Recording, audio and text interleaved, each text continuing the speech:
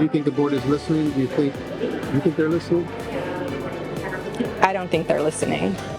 Parents fed up with CCISDs coming up on Sunrise. Reactions from neighbors after recent school closure meetings. Plus, as the Odom student felony situation develops, neighbors are still looking for answers on the coaches involved. Still to come, why the school district is staying so tight-lipped.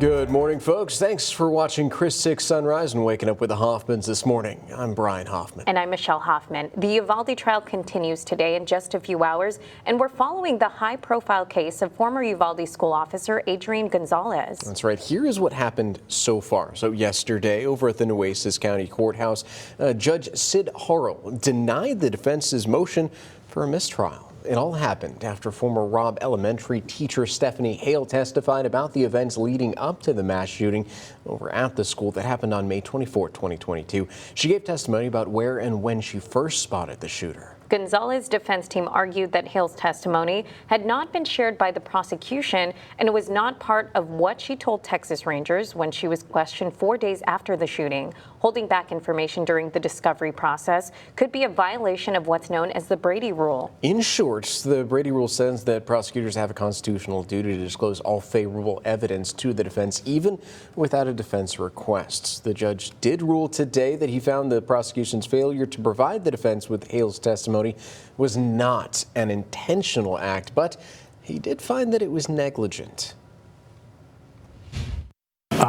Again, I'm going to deny the motion for mistrial over your objection, obviously. And I'm going to find under Heath, although it's not a prerequisite, that it was not intentional by the district attorney's office. It was negligent. And I don't believe what was testified to in front of the jury resonated enough to significantly affect your trial strategy. And a quick correction, that ruling actually came out yesterday. Yes, and although the mistrial was denied, the judge hasn't decided whether the jury will be told to disregard Tuesday's testimony from former Uvalde teacher Stephanie Hale. Judge Harrell says he'll make a final decision after Hale wraps up her testimony. She is expected to be back on the witness stand in a few hours for cross-examination. We'll have plenty of other neighborhood news stories to get to, a lot actually. But first, we got to get you ready for the morning commute, right?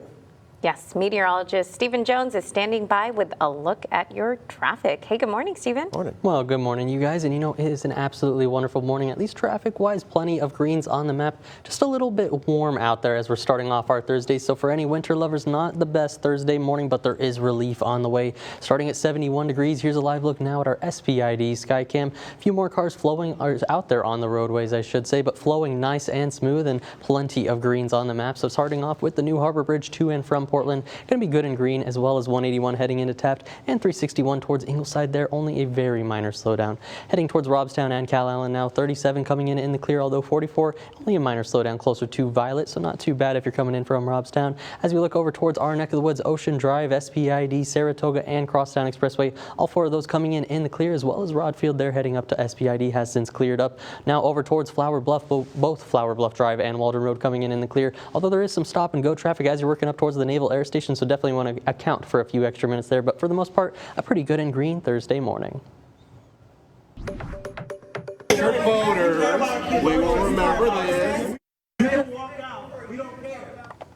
Now, folks, we showed you this video yesterday of the Tuesday night meeting at Haas Middle School. Parents gathered to voice their thoughts on CCISD's plan to close 7 schools, but they say the meeting was cut short. The district says the format of the meeting was designed to allow more questions, but parents tell us the process itself is the problem. Our deputy superintendent kept trying to remind everybody of the process that we had laid out and be respectful to the parents who had submitted the questions and the answers she was trying to give to those questions. And at some point she was not able to talk over them anymore and decided to close the meeting. So she was actually at the meeting. She was in attendance at yesterday's meeting at Castores Elementary, telling us that several written and follow-up questions were answered. But when we asked parents what they thought of the meeting, this is what they said.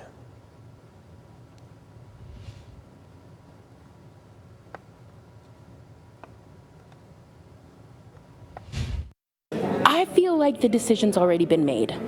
They're listening, but the decision's already there. So that's where I'm at with it. Do you think the board is listening? Do you think they're listening? I don't think they're listening. Do you think they've already made up the decision? It sounds that way. Yeah. It's unfortunate, but it sounds that way. So, Trolley, the representative for CCISD, says that this isn't something that they take lightly. The next meeting will take place tonight at Martin Middle School at 5 p.m., followed by a board workshop on Friday where district officials will come together and discuss what they've heard before making a final vote.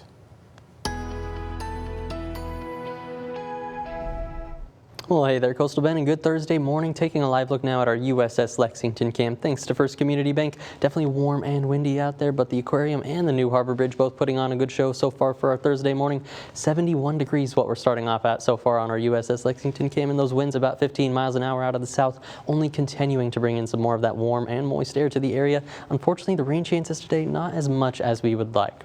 For the past 10 hours, only a very slow cool down through those lower 70s and really holding on to those lower 70s. A few upper 60s as you make your way further inland, at least towards Cotulla and Freer, reading about 65 and 67 degrees respectively. And then that slow warm up towards the coast, 72 degrees across the board from Rockport down towards the Naval Air Station. As we go into today, we're going to be record challenging here in Corpus Christi. Those afternoon highs expected to rise to about the 85 degree mark by 1 p.m. 83, then that 85 going to hit by about 3 p.m. feeling like 88 degrees likely by that time, with winds also starting to dwindle just a little bit, 15 to 20 miles an hour, but still those wind gusts going to be pretty strong this morning, at least in the 30s, topping out about 36 miles an hour potentially there by 11 a.m. Then coming down through the 20s slowly, and as we go into the overnight hours, should dwindle closer to that 10 to 15 mile an hour mark we're more accustomed to. For our Doppler radar, like I said, not as much as we would like on the radar right now, but luckily we do have all that moisture in the air, and we do have a cold front on the way. That's going to stir up those rain chances just a little bit. For the future tracker right now, unfortunately still going to remain with just those few specks of green on the board into today, so if you don't want the umbrella, you're not going to need it for today likely. Going into tomorrow, more of that cloud cover and continuing to see more of that moisture working into the area. A few more specks of green going to show up on the board. Still not the drought buster that we need for South Texas. We're going to need about 10 inches of rain or so to really get a good drought buster working into the area, and that's going to be over multiple systems, of course, not just in one. But as we're looking at that upper level pattern, this is what's going to bring that cold front into our neck of the woods. That next upper level trough we've been watching all week, going to head into the central United States by Friday into Saturday, really centering over the Great Lakes there as we head into the later portions of the weekend, and going to have a significant drop in those temperatures for Corpus Christi. At least you can see how we're going to go from those 80s down into the 60s by the time we're heading into Saturday. So getting a quick look at that 7-day forecast, you can see when that cold front works in, going to see a little bit of isolated shower activity possible by Saturday, and hold on to cool temperatures into next week. More questions coming in about the Odom student felony case. Still to come, why school leaders are staying tight-lipped on the situation.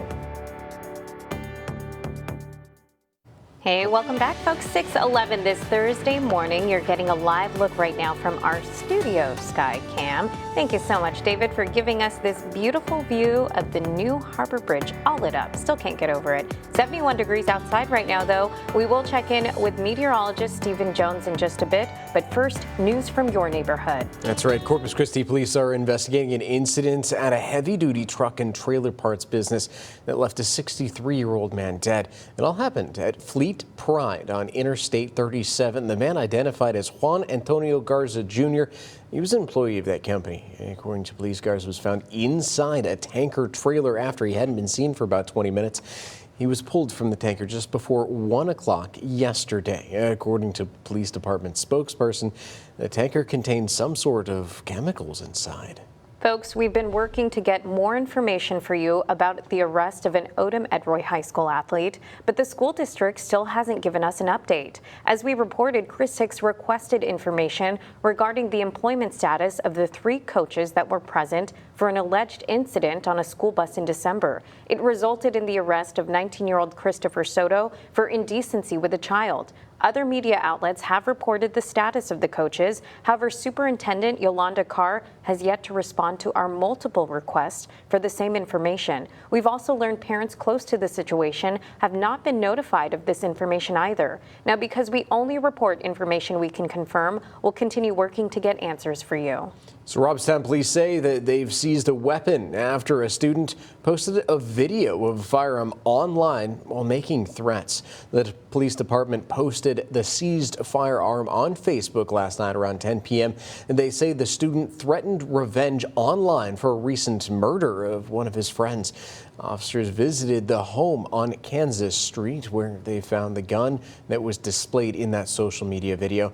Robstown PD wants to remind parents to check in on their children's social media activity. I'm Suzanne Stevens. The city of Corpus Christi wants to add new groundwater wells along the Nueces River. Residents living near the existing ones say that's not what they were told. And some say they're already seeing problems with their own wells. The water coming out on its own anymore. It has to be pumped. It flowed before. Dan Brodag lives steps from the Nueces River and just feet from the city of Corpus Christi's groundwater wells that are pulling from the Evangeline Aquifer. I think we're all in trouble. I think they'll just pump the thing dry until there's nothing left of it, and then they'll be on to something else. The city already operates 20 wells along the Nueces and now is looking to add more. Several thousand acres nearby, owned by the Ed Rochelle Foundation, could support an additional 12 to 18 wells. The city says it's still in the negotiating phase. They can't go and say one thing and then go do something else differently. That's the reason why the city, the surrounding communities don't trust the city of Corpus Christi. Is because we say one thing and then we do another thing. Councilmember Eric Cantu points to public meetings where city manager Peter Zanoni told residents the groundwater wells would be temporary and that no new wells were planned. Zanoni says that all changed when the rain never came. So only 2 more chances of significant rain with a curtailment looming. We have to do whatever we can do to bring more water into the system. Zanoni acknowledges there may be backlash, but says the city is focused on the greater good. The 7-county, 500,000 person region is what we're focused on. For Brodag, the concern goes far beyond his own property. Water wells are the only source of water that we have. So you're talking about drying up the entire county. City leaders say adding additional groundwater wells is part of their effort to avoid a level 1 water emergency. Residents living near those wells want clearer answers as to what more pumping could mean for their water. At City Hall, Suzanne Stevens, Chris 6 News.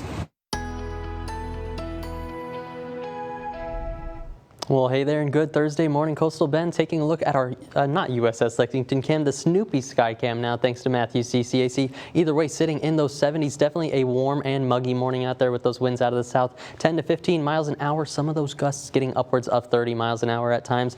A decent amount of cloud cover overhead. Of course, the causeway in view. A few cars heading out for that Thursday morning commute, but not too much fog to worry about today, thanks to that wind, actually. For our temperatures out there right now, Cotulla has fallen down to about 65 degrees, 67 in Freer, and then a decent warm up towards the coast. The warm spot actually going to be Ingleside now, up to 73 degrees, 72 there at the Naval Air Station. And as we work to the southwest, Hebronville rounding us out at 67 degrees this morning. Really across the board, a decent warm up though, and that's also thanks to all the cloud cover and the southerly winds, anywhere from 4 to 12 degrees warmer than where we were yesterday. And this is really the trend we're going to be seeing into the afternoon as well. So what else are we expecting for today? Well, let's take a look at the forecast word search to see what we're going to expect for our Thursday. Well, partly cloudy skies, definitely expected. A little breezy out there with those winds going to be continuing into the afternoon, and definitely warm at the very least above average, chasing 85 degrees, and that's going to be challenging our record, and that record is 86 degrees. So we'll see if we can pass it up as we're going through our Thursday. Those feels like temperatures are going to pass up that 86 degree mark, pushing up to about 88 degrees by 3 p.m. You can't see it here on the map right now, going from 2 to 4 p.m. holding that 86 degree mark, but by about 3 p.m. holding on to that 88 degree mark, and into the overnight hours, going to be pretty similar to what we're seeing right now in those 70s, if not a couple upper 60s. For our wind gust forecast going into the afternoon, luckily compared to yesterday, we're actually going to see those wind gusts going down the board closer to those 20s, and then going into the overnight hours closer to that 10 to 15 mile an hour mark that we're more accustomed to, really more normal winds heading into tomorrow. For our Doppler radar out there right now, pretty dry across the board, just a few specks of green on the board and plenty of cloud cover for us.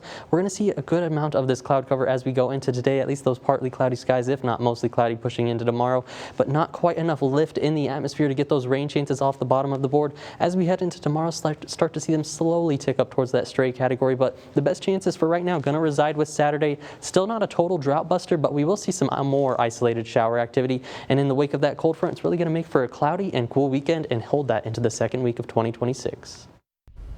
Protests in Minnesota leading to a death. And that's not all, folks. Why a vigil in Minneapolis is making national news just ahead. Plus, Border Patrol on the hunt for detainees. We'll tell you what happened in Jim Wells County after the break.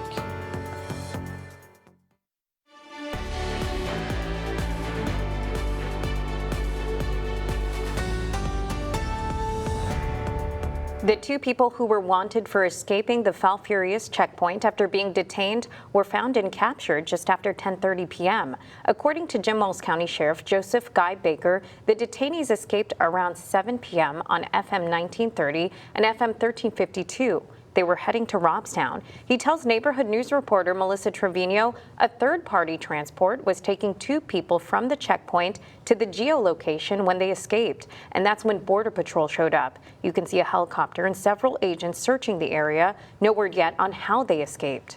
And turning to some national news now, a community in mourning gathered in Minneapolis last night for the death of Renee Nicole Good. That's a 37-year-old woman who was shot and killed by an ICE agent in South Minneapolis. Candles were lit and flowers placed before a makeshift memorial at the site where Good was murdered. The Department of Homeland Security alleged that Good attempted to ram her car into the ICE agents and an agent shot her. I would recommend each and every one of you to go out, seek out that video, and make that determination yourself. Secretary of Homeland Security Kristi Noem is now trying to frame it as an act of domestic terror, I should say. However, Minneapolis Mayor Jacob Frey and other Minnesota officials say that narrative is completely false. Anyone that watches the video will agree. ICE is being told by the governor and mayor to leave not only the city, but the entire state immediately. I'm Mallory Safaste. While your coin jars and spare change drawers are full, stores say they're out of pennies and they can't get them from the bank. This is forcing businesses to change how they handle change, and without clear federal or state guidance, they're making these decisions on their own. It used to be take a penny, give a penny, until the penny wells went dry. So Leslie Richardson made a change at Richardson Farms in White Marsh. We were no longer getting pennies delivered to us. The bank told us it would be coming, and sure enough, a couple weeks later, we haven't seen a penny. Without exact change, he activated a rounding option already on his registers. We'll still take pennies. They are still, legal tender. But for the most part, we don't have them unless somebody gives them to us. The federal government stopped producing pennies last summer because of the cost, nearly 4 cents to make a single 1-cent coin. So where did the billions of pennies already in circulation go? What happens is when you get change, you stick it in a jar, you stick it in an ashtray, you stick it somewhere else, it doesn't recirculate. So the problem with pennies is that when there's not many around, you need constant new pennies. That's not happening right now, and that's why we have this shortage. Jeff Leonard with the National Association of Convenience Stores calls it the Great Penny Mess, and he says retailers are left with no easy options. We estimate with convenience stores, if every store rounded in favor of the customer, it cost our industry roughly $1 million a day. Federal legislators introduced a bill called the Common Sense Act that would standardize rounding nationwide. Under the proposal, 1 or 2 cents round down to the nearest 5 cents, 3 or 4 round up, 6 or 7 round down, and 8 or 9 round up. The Treasury Department is encouraging shoppers to spend any on-hand pennies and recommends rounding cash transactions to the nearest 5 cents. However, retailers should still accept pennies and provide penny change if available. As far as the federal bill that would legally allow rounding, no vote has been scheduled yet. Mallory Safaste, Scripps News Group.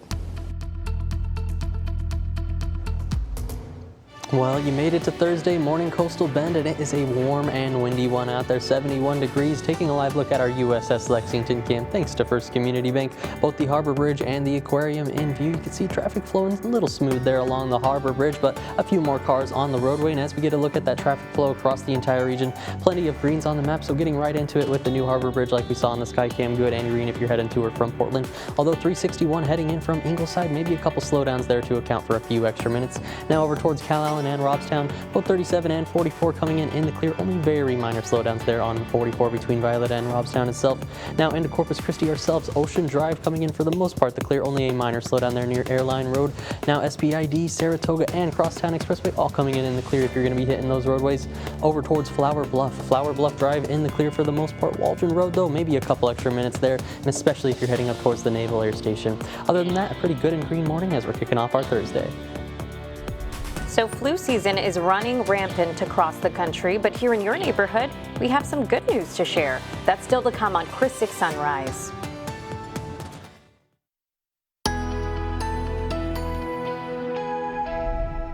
Well, good Thursday morning, Coastal Bend. Taking a live look now at our Snoopy Skycam. Thanks to Matthew CCAC. Definitely a warm one as we're starting off 71 degrees. The winds out of the south about 15 miles an hour right now. The causeway in view, of course. There are a few cars heading out for that Thursday morning commute, but luckily still flowing nice and smooth with a little bit of cloud cover overhead. But as we go through the next few days, some big changes on the way. Taking a look at these forecast temperatures, you can see the cold air funneling in from the Arctic, at least from the north, pushing down into the Lone Star State, especially by the time we're heading into the weekend. By that Sunday timeframe, going to be considerably cooler here in the Coastal Bend. But starting off our Thursday, like I said, a little bit warm and windy out there. From the mid 60s as you work your way in Cotulla, 65 degrees, 70 on the board as you make your way into Mathis, and then even warmer towards Ingleside. That's going to be our warm spot, coming in at 73 to kick off our Thursday morning. Taking a look at those winds now, we could see, or actually the visibilities first, want to see them around the 10-mile-an-hour mark, or 10-mile mark there. Much better than what we saw yesterday, and that is thanks to all of the winds that we've been seeing, mixing up quite a bit more of the atmosphere, really not letting that fog settle in, that's similar to what we saw the past few days. For our dog walking forecast this morning, we've got Prissy and Rasco right here in Nueces County. Looks like they're enjoying some TV, but ready to go on their walk. And as we look at those temperatures for their walk, going to be climbing through the 70s through 10 a.m., 80 degrees on the board already by that 11 a.m. hour. And pretty breezy out there this morning for that walk. Southerly winds around 20 miles an hour, so should start to come down as we're going into the afternoon.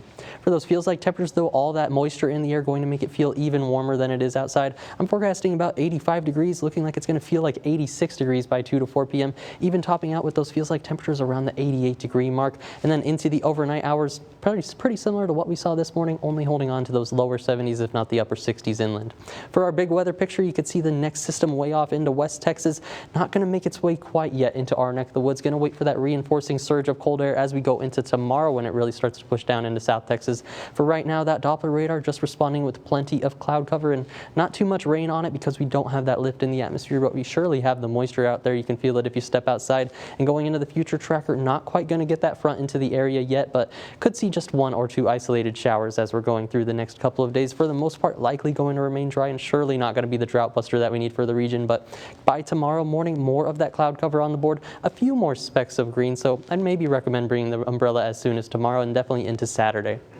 For that upper level pattern, we've been tracking it all week. This next trough of low pressure making its way into the central United States by tomorrow. By the Saturday-Sunday timeframe, continue its trek off towards the east, but we're still going to be left with some cooler temperatures in its wake here into the coastal bend. And you can see that drop in temperatures here on the 10-day forecast in terms of those high temperatures, still holding the heat tomorrow, but back to the blue as we head into the weekend. Going to expect those 60s for daytime highs and definitely a considerable change, but we could use a little bit more rain into the area. Here's a look at those rain chances by tomorrow, just some isolated activity, but also as we head into early next week, another chance of isolated activity and just off of the 7-day forecast heading into not this weekend, but next weekend. There's another chance for some rain working into the area, but with so much time to go, I'm not going to say that's set in stone as we're going into it. For our 7-day forecast, you can see how we hold the heat these next 2 days, that cold front making way for a cool and cloudy weekend in the 60s as we're going into Saturday and Sunday. Those temperatures going to slowly start to rebound as we head into the second full week of 2026, pushing the 76 degree mark by Wednesday.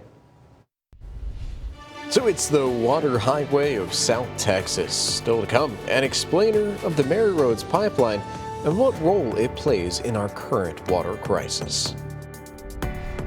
Hey everyone, I'm Larissa Liska at the Robstown Boxing Club, where one 13-year-old has already won 4 national championships. Plus, it was college signing day for a few Coastal Bend seniors. Find out where they're headed in sports.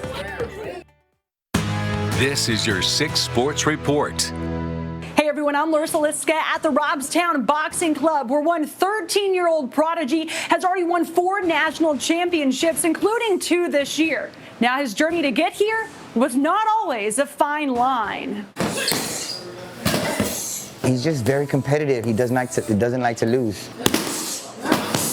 that drive is what drives him to keep staying in the gym and keep winning. And he knows what he got to do. He has to stay in the gym all the time, and he does. Tristan Flores dedicates 2 to 3 hours to boxing 6 days a week, and it shows in the ring. Flores ended 2025 as the top-ranked intermediate boxer in the 85-pound weight class, finishing with 14 wins and 2 losses. He won nationals in Vegas and Lubbock and finished second in Tulsa in a very close split decision. I feel good because, I don't know, the atmosphere around, where everyone's watching y'all and everyone's screaming. He's got a good coach, his father, Robert Villa. Body step back up top.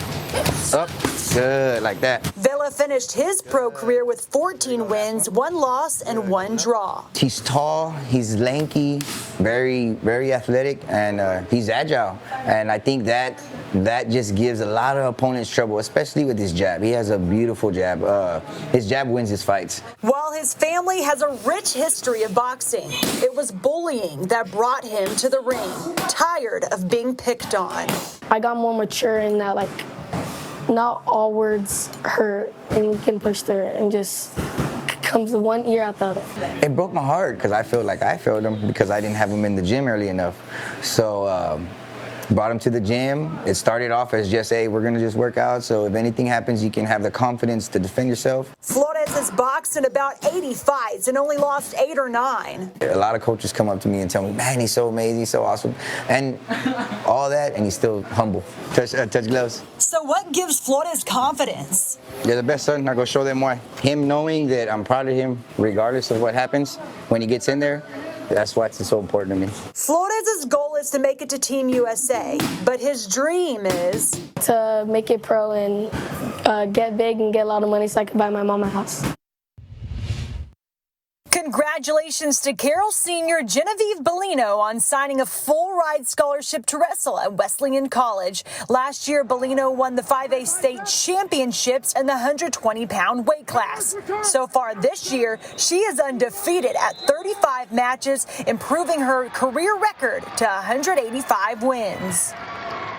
I'm Larissa Liska, Chris 6 Sports.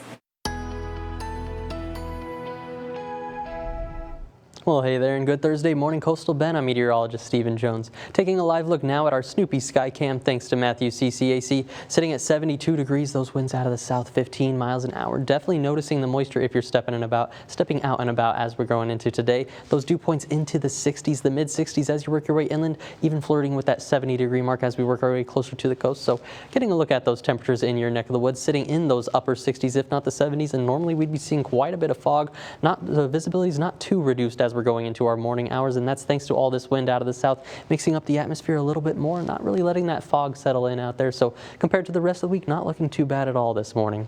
For our Doppler radar, we would like for a little bit more activity on the radar out there, and there is some more to come as we're going into the next few days, but as we're looking at those rain chances for today, likely to stay dry as we're going into it. Only going to see those partly cloudy and breezy conditions into the afternoon as we chase that daytime high around 85 degrees, going to challenge that record of 86 degrees. I'll go over the rest of the full 7-day forecast coming up. Now, 20 minutes of non-stop news, sponsored by Ewald Kubota.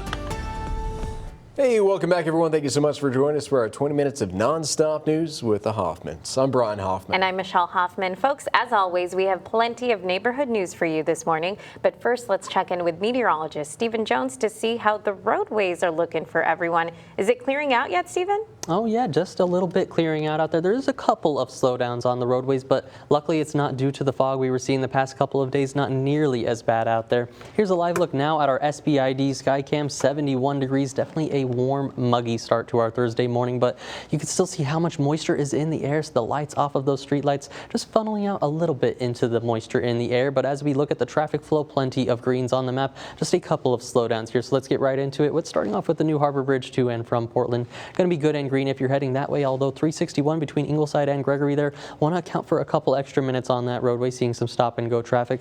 Over towards Robstown and Cal Allen, both 44 and 37 coming in the clear if you're going to be hitting those roadways this morning. So now over into our neck of the woods, Ocean Drive, SBID, Saratoga, and Crosstown Expressway are all coming in the clear. Only a very minor slowdown on Rod Field as you're coming up to SBID itself. Now over towards Flower Bluff. Both Flower Bluff and Waldron Road looking good this morning, although the Naval Air Station, as normal, has a little bit of traffic as you're heading closer to it, so maybe a couple extra minutes there. But finally, looking over towards the island, plenty of greens on the map. So for the most part, wherever you're coming from and going to, a good and green Thursday morning. Thank you so much, Stephen. We'll check back in with you in just a little bit, Bud. But first, folks, we have plenty of neighborhood news to get to this morning. From a breakdown of South Texas Water Highway to Winter Texans bringing business to our neighborhoods, here's what we've been working on. What happened to the Mary Rhodes pipeline? So if you don't know, a lot of our water comes from Lake Corpus Christi and Choke Canyon in the west, and they've dropped to historically low water levels. And so one of you all were asking, well, what about the water that we get via the Mary Rhodes pipeline in the east? So the Mary Rhodes pipeline, or MRP for short, is essentially like a water highway that pulls water here to Corpus Christi from two main sources in the east: Lake Texana and the Colorado River. And it was originally built in the 90s during one of the worst droughts on record. It was named after former Mayor Mary Rhodes, who died of cancer in 1997. So at the time, Mary Rhodes pushed for this project to be built because Lake Corpus Christi and Choke Canyon's combined capacity level fell to about 25%. Politicians rushed to get it built, despite opposition saying that it was too expensive to build, it could have negative impacts on the environment, and because it may not even be a sustainable source of water.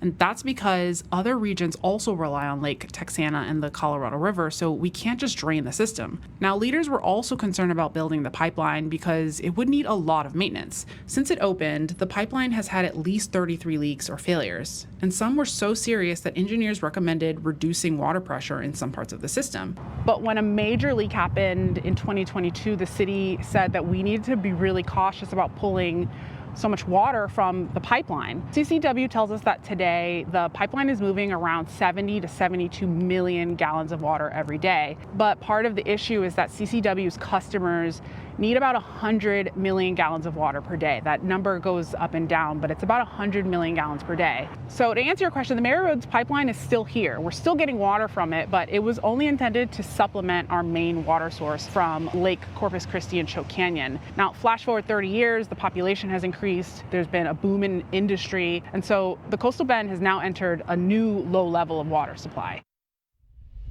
They come for warmer weather, but they bring more than just suitcases.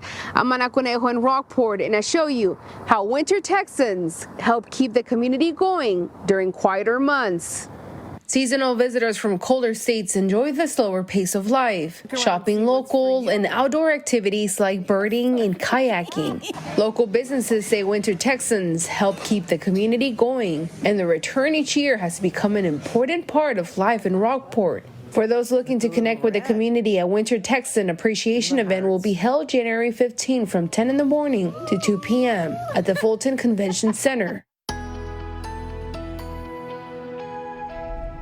Well, hey there, and good Thursday morning, Coastal Bend. Taking a live look at our Snoopy Skycam. Thanks to Matthew CCAC. A warm and muggy morning out there, 72 degrees, and those winds out of the south, about 10 to 15 miles an hour, continuing to bring in some more of that warm and muggy air.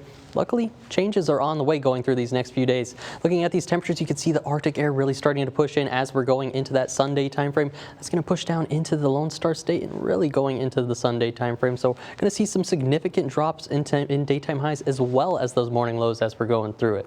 Going into the next few days, those temperatures going to be very different in the mornings. Keep in mind our average for the daytime highs this time of year is supposed to be 67 degrees. We're about there right now. 71 over in Robstown, 71 in Mathis, 68 as you work your way to San Diego. The cool spot this morning going to be Cotulla. They fall in another degree down to about 64 degrees before we see a good warm up along the coast. 72 from about Rockport into the Naval Air Station this morning.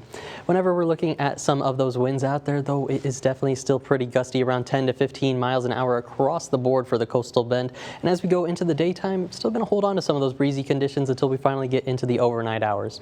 For our dog walking forecast today, we've got Prissy and Rasco here today, just enjoying some TV, getting ready for their walk, it looks like, and looking at those temperatures, going to be climbing through the 70s through 10 a.m., 80 degrees on the board by 11 a.m., pushing towards the mid 80s as we're heading towards those daytime highs this afternoon.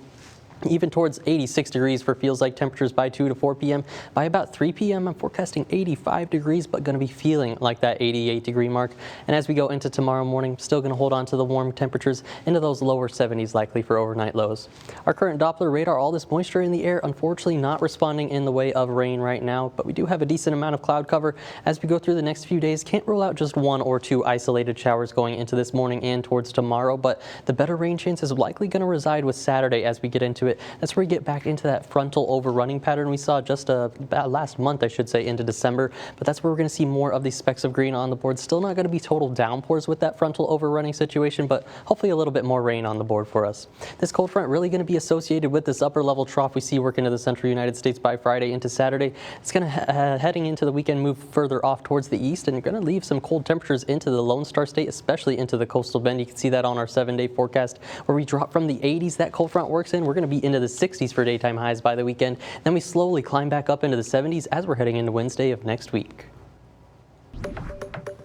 Stephen, thank you for that. So this flu season is bringing some good news and some bad news from neighbors. So first, the bad news. Flu cases are the highest that they've been in 25 years nationally. Here's the good news, though. Local health experts say that the coastal bend is actually on a downward trend. Nueces County saw a spike in flu cases during the holidays, the last week of November until the last week of December. But now there is a declining number of cases. But health experts do say with parents back at work and kiddos returning to school, there could be another spike we need to get ready for. The public health director advises neighbors to get vaccinated. But if not, here are some other common practices to follow to help stay healthy. But you can also practice everyday preventive measures like practicing good hand hygiene, washing your hands frequently, covering your cough, staying home when you're sick, staying away from sick people. These are some of the simple steps that you can take in your everyday life that can go a long way in protecting. Yeah, common sense stuff, right? The most prevalent strain circulating right now is the H3N2. That's the new variant, which causes flu symptoms to be even more severe. Hey drivers, make sure you listen to this one. A ramp closure will affect traffic on southbound Highway 181. Beginning Friday morning at 9, the loop ramp that connects southbound 181 commuters to Staple Street and the downtown C District area will be closed temporarily. The closure is needed so crews can do some guardrail repairs, and the ramp is expected to reopen at 5 p.m. Friday. Now, if that's part of your daily commute, be prepared for detours and delays and plan an alternate route. So we told you back in July about how the YMCA, the Coastal Bend, cut ties with its national brand. Well, now the recreational facility is rebranding, announcing it has officially become the Corpus Christi Community Center. The announcement came yesterday on social media. The community center has been a staple for 86 years and assures neighbors nothing is changing about its day-to-day operations. In their post, the community center says that they're committed to building a stronger future for the facility and the community as a whole. Now, 6 things to know before you go. In the trial of former Uvalde school officer Adrian Gonzalez, a motion from the defense for a mistrial was denied yesterday. Gonzalez's defense team argued that testimony from a former Robb Elementary teacher had not been shared by the prosecution and was not part of what she told Texas Rangers when she was questioned 4 days after the shooting. The judge did rule that he found the prosecution's failure to provide the defense with Hale's testimony was not an intentional act, but he did find it was negligent. The case will continue today at the Nueces County Courthouse. So Corpus Christi police are investigating an incident at a heavy-duty truck and trailer parts business that left a 63-year-old man dead. It all happened at Fleet Pride on Interstate 37. The man, identified as Juan Antonio Garza Jr., was an employee of the company. According to police, Garza was found inside of a tanker trailer after he hadn't been seen for about 20 minutes. He was pulled out from the tanker just before 1 o'clock yesterday. And according to police, the tanker contains some sort of chemicals inside. Folks, we've been working to get more information for you about the arrest of an Odom Edroy High School athlete, but the school district still hasn't given us an update. As we reported, Chris Six requested information regarding the employment status of 3 coaches that were present for an alleged incident on a school bus in December. It resulted in the arrest of 19-year-old Christopher Soto for indecency with a child. Other media outlets have reported the status of the coaches. However, Superintendent Yolanda Carr has yet to respond to our multiple requests for the same information. We've also learned parents close to the situation have not been notified of this information either. And because we only report information we can confirm, we'll continue working to get answers for you. Robstown police say that they've seized a weapon after a student posted a video of the firearm online while making threats. The police department posted the seized firearm on a Facebook post last night around 10 p.m. They say the student threatened revenge online for the recent murder of a friend. Officers visited the home on Kansas Street where they found the gun that was displayed in that social media video. Robstown PD reminded parents, hey, you should probably monitor your children's social media activity. Voters, we will remember this. You can walk out. We don't care. You might recall we showed you this video yesterday of the Tuesday night meeting at Haas Middle School. Parents gathered to voice their thoughts on CCISD's plan to close 7 schools, but they say the meeting was cut short. The district says the format of the meeting was designed to allow more questions, but parents tell us the process itself is the problem. Our deputy superintendent kept trying to remind everybody of the process that we had laid out and be respectful to the parents who had submitted the questions and the answers she was trying to give to those questions. And at some point she was not able to talk over them anymore and decided to close the meeting. So what happens when something described as temporary starts to look more permanent? That's a question coming out of City Hall. The city already has 20 groundwater wells along Nueces River, and now it wants to add more by buying groundwater rights on private land. And neighbors living next to existing wells tell Senior Neighborhood News reporter Suzanne Stevens the city of Corpus Christi told them that the pumping would only be temporary and that no new wells were planned. They can't go and say one thing and then go do something else differently. That's the reason why the city, the surrounding communities don't trust the city of Corpus Christi. Is because we say one thing and then we do another thing. So only 2 more chances of significant rain with a curtailment looming. We have to do whatever we can do to bring more water into the system. City leaders say the goal is to avoid a level 1 water emergency. Neighbors say that they're watching closely as the city moves forward with its groundwater plans.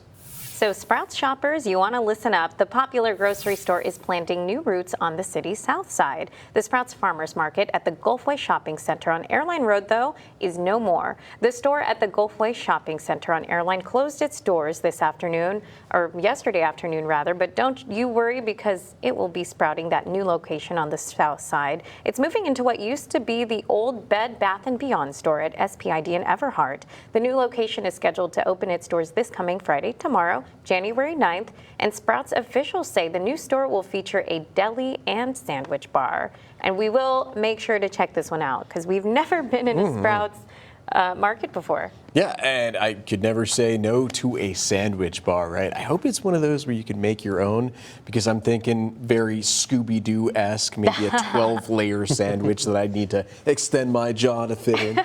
Fair. You know, I would just settle for a good old-fashioned Italian BMT. You know, that's one of my favorites, my go-to. But either way, going to be worth a try as they're opening up tomorrow. And looks like some big changes going to be on the way tomorrow in terms of the weather world as well. We're warm and windy this morning.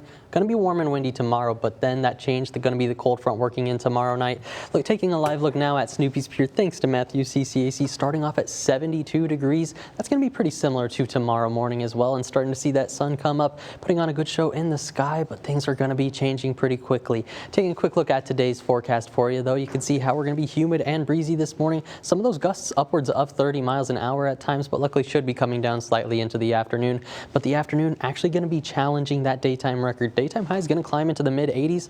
Our current record for today going to be 86 degrees, so we'll see if we can tie it or pass it up. We could see 1 or 2 isolated showers, but if I had to say anything, if you want to leave the umbrella at home today, you're likely going to be okay too. Through the next few days, though, you could see the big changes on the way that cold front pushing down into the Lone Star State, really going to be funneling in some cold air to our neck of the woods, especially by that Sunday morning time frame. And taking a look at the temperatures this morning, going to be significantly different by that time. 64 degrees, the cool spot this morning in Cotulla, but then a decent warm up towards the coast, 72 across across the board from Rockport down through the Naval Air Station, Hebbronville to the southwest, rounding us out at about 67 degrees. For our dog walking forecast this morning, today we've got Prissy and Rasco on the board right here in Nueces County, and taking a look at their temperatures, not going to be too bad. Climbing through the 70s, a little warm out there, 76 degrees by 10 a.m., 80 on the board by 11 a.m., climbing into those mid 80s like I talked about by the afternoon, and pretty breezy out there with those winds out of the south close to 20 miles an hour. Feels like temperatures though going to climb up the board even a little bit more, pushing 86 degrees by 2 and 4 p.m. By that 3 p.m. daytime high, I'm forecasting 85 and going to be feeling like 88 degrees out there. So definitely a warm Thursday afternoon on the way, and we could use a little bit more rain on the radar. Right now we're just dealing with all that cloud cover. Into the future tracker, that's really the moral of the weather story that we're going to be seeing, with more of that cloud cover starting to redevelop as we're going into tonight and the overnight hours. By tomorrow morning, could see a few more specks of green on the board, but I'd like to see more of those yellows and reds that we're seeing closer to the Louisiana area into our neck of the woods. As we go into Saturday, we have the potential to see maybe a few of them, but overall likely not going to see too much for your into our neck of the woods.